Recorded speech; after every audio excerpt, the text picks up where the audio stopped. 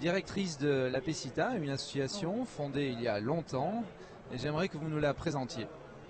Oui, bonjour. Bien, écoutez, merci de m'accueillir. Donc, effectivement, je représente la PECITA. La PECITA, ça veut dire Association pour l'emploi des cadres, ingénieurs et techniciens de l'agriculture, l'agroalimentaire et l'environnement.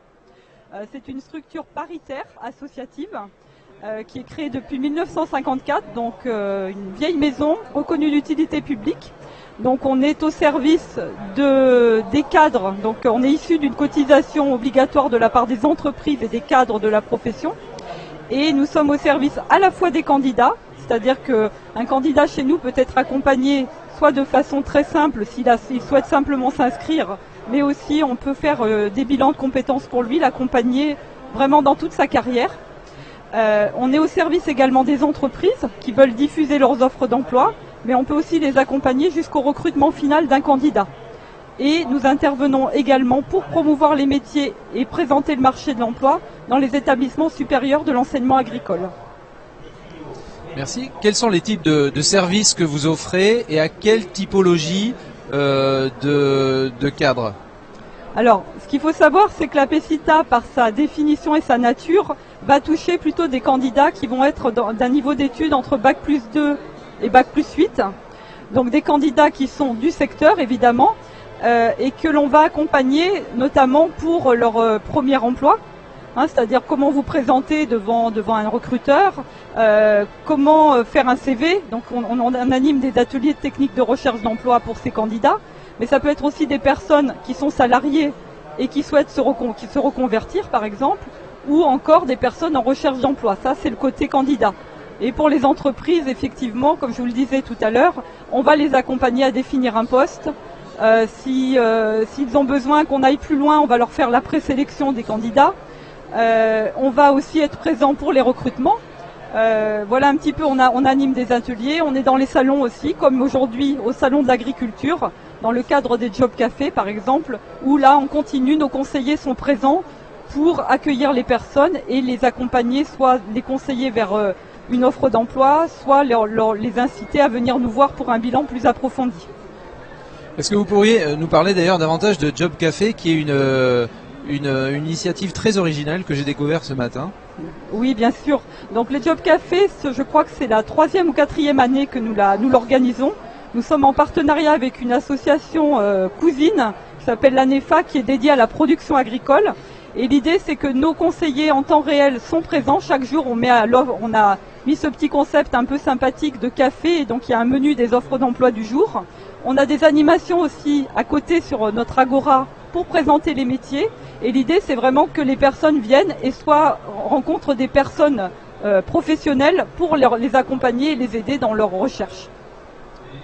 Quels sont aujourd'hui les profils que vous cherchez activement, qui sont recherchés sur le marché agricole? Alors, nous avons, par exemple, à la PECITA, si je vous dis que l'année en 2017, on a eu 14 000 offres d'emploi déposées et 17 000 candidats inscrits, on pourrait se dire que finalement, les candidats ont l'embarras du choix. Ce n'est pas vrai, puisqu'il y a des métiers pour lesquels il y a des véritables tensions, pour lesquels les entreprises ne trouvent pas de personnes, parce que il y a un décalage parfois entre le souhait d'un candidat et l'offre d'emploi réelle. Donc on a des métiers en tension, notamment dans le machinisme agricole. Tout ce qui est conducteur d'engin, c'est compliqué à trouver parce que ça nécessite une technologie particulière. En agroalimentaire, on va avoir aussi des problèmes à trouver des agents de maintenance, des conducteurs de ligne.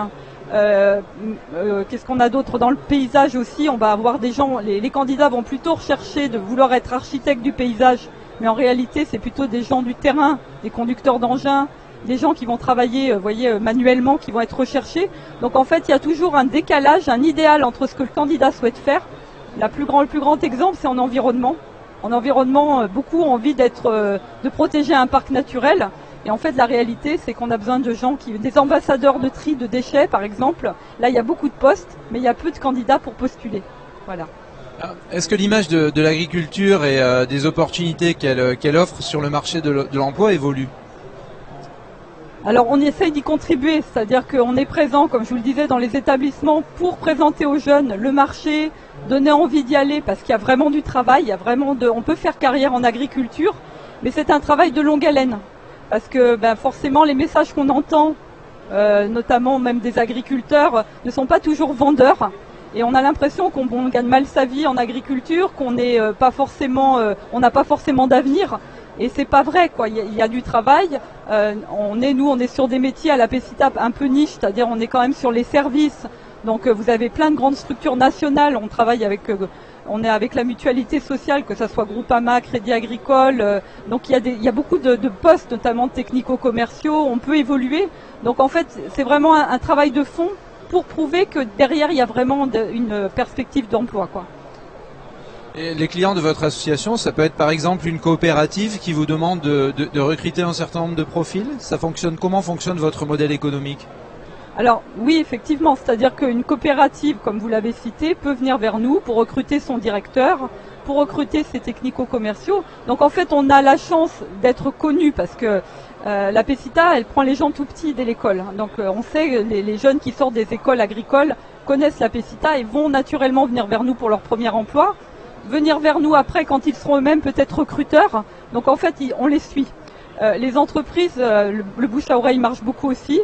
Et comme on est présent, donc je vous l'ai pas dit, mais c'est vrai qu'on n'est pas une grosse structure, on est quand même 50 personnes à travailler sur toute la France. On a 14 délégations, donc les délégations en local connaissent bien leur réseau. Donc c'est comme ça qu'on arrive à attirer. Et puis une fois qu'on a fait un recrutement, en général, on nous redemande. Et c'est le bouche à oreille qui fonctionne. Quelles sont les initiatives que vous menez en termes de formation pour accompagner peut-être les cadres que vous êtes amenés à recruter? Et est-ce que vous pensez que la formation dans le domaine agricole peut faire changer le visage de l'agriculture à disons 50 ans? Alors, nous-mêmes, nous n'animons pas de formation en direct, c'est-à-dire c'est plutôt des ateliers thématiques pour trouver un emploi. Par contre, les formations, effectivement, peuvent être un bon levier. Ces formations évoluent, c'est pour ça que nous on était présents aux états généraux d'alimentation qui ont lieu pour dire attention, écoutez les besoins des entreprises pour développer les formations. Parce que très souvent, les formations n'étaient pas forcément en phase avec l'attente des entreprises. Donc ça c'est important. Quand vous parlez de l'agriculture de demain, l'agriculture de demain elle évolue forcément puisque aujourd'hui, même s'il y a moins de terres, les terres se vendent mais les structures s'élargissent. Donc les profils des entreprises se développent avec notamment plus de management. Donc typiquement, il faut accompagner les jeunes pour qu'ils soient formés à encadrer par exemple. Donc nous on se bat beaucoup pour montrer que la réalité du marché aux établissements et notamment au ministère, pour dire attention, soyez à l'écoute de ce qui se passe pour développer des formations et du coup pour être plus valorisant pour les personnes qui vont intégrer ces formations. Merci beaucoup d'être venu sur la Social Room de Village Semences. Et nous vous souhaitons à la PCITA et à vous, à titre personnel, un énorme succès à l'avenir. Merci de m'avoir accueilli. Merci beaucoup.